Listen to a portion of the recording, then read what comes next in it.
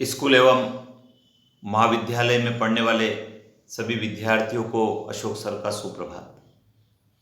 प्रिय विद्यार्थियों, आपने कक्षा 10वीं उत्तीर्ण करने के पश्चात 11वीं में प्रवेश लिया होगा या 12वीं उत्तीर्ण करने के पश्चात स्नातक के पाठ्यक्रम में प्रवेश लिया होगा और निश्चित रूप से आपने आपके शिक्षक के मार्गदर्शन में, अपने पेरेंट्स के मार्गदर्शन में रहकर आपकी योग्यता, क्षमता, दक्षता का पता करके करियर के ऑप्शन के बारे में जानकारी लेकर विषय का, पाठ्यक्रम का चयन किया होगा।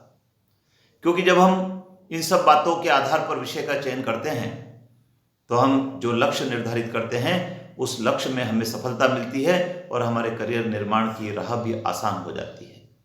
विद्यार्थियों, विषय कोई भी पढ़े, लेकिन आवश्यकता उस बात की है कि हमको उसके बारे में जानकारी अर्जित करना चाहिए और उसको बहुत तन्मयता से, रुचि से, गंभीरता से पढ़ना चाहिए, जिससे कि हमको उसमें सफलता भी मिले।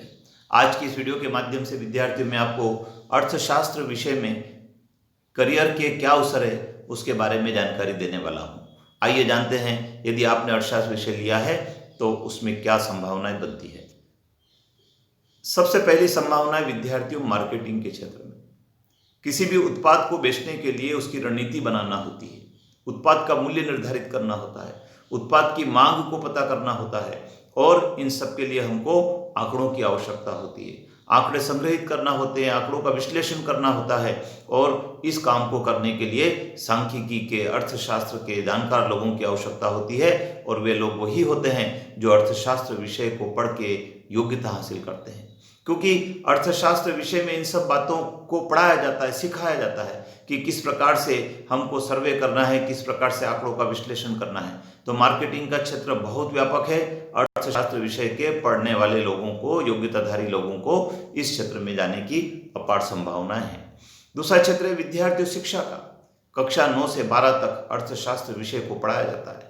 महाविद्यालयों में अर्थशास्त्र के पाठ्यक्रम चलते हैं। एमफिल, पीएचडी करने वाले विद्यार्थियों को भी अर्थशास्त्र के लोगों की आवश्यकता होती है, क्योंकि वहाँ पर आंकड़ों का संकलन करना होता है, आंकड़ों का विश्लेषण करना होता है, निष्कर्ष निकालने होते हैं, समस्याओं के हल खोजने होते हैं।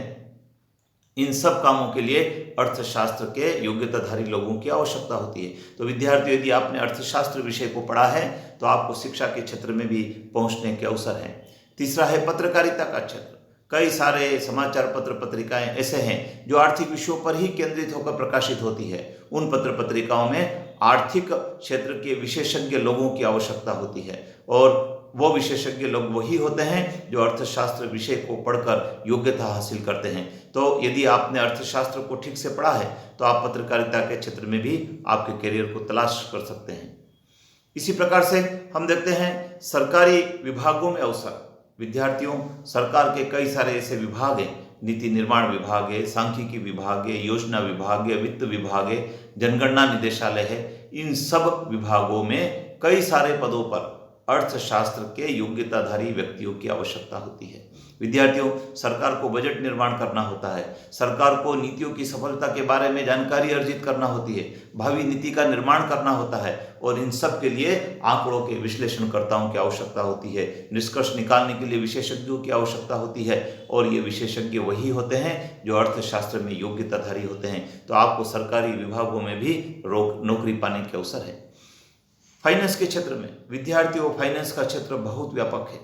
कई सारी बैंकिंग संस्थाएं, कई सारी बीमा कंपनियां, कई सारी निजी निवेशकर्ता इस क्षेत्र में काम कर रहे हैं। इन सब लोगों को आर्थिक नीतियों के निर्माण करने के लिए आवश्यकता होती विशेषज्ञों की, सलाहकारों की। ये सलाहकार वो लोग होते हैं जो इन कंपनियों की नीतियों का निर्माण करते हैं, आम लोगों तक उन नीतियों को पहुंचाते हैं और उन नीतियों में सफलता दिलवाते हैं।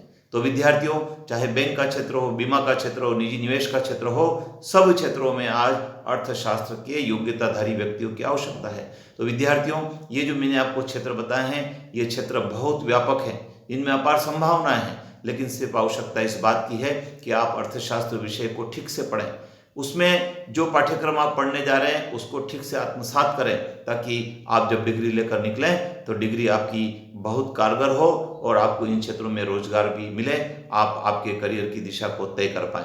विद्यार्थियों, मेरी जानकारी का वीडियो आपको कैसा लगा? इस वीडियो को सब्सक्राइब करें, मेरे चैनल को सब्सक्राइब करें, वीडियो को लाइक करें और अपने अधिक से अधिक मित्रों को शेयर करें। विद्यार्थियों, अगला वीडियो फिर से मैं रोजगार के अवसरों के बारे में आपकी तरफ प्रेषित करने वाला हूं। आप देखें, इसको समझें। धन्यवाद।